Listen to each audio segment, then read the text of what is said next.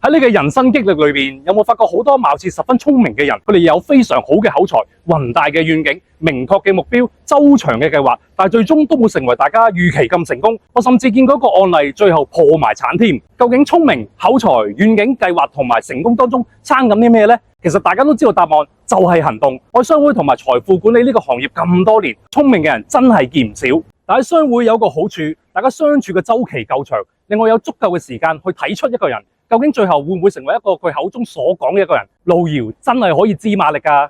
咁多年嚟，我總結出真正決定一個人最起碼嘅下限就係佢嘅執行力，呢個先至係拉開咗人同人之間嘅差距。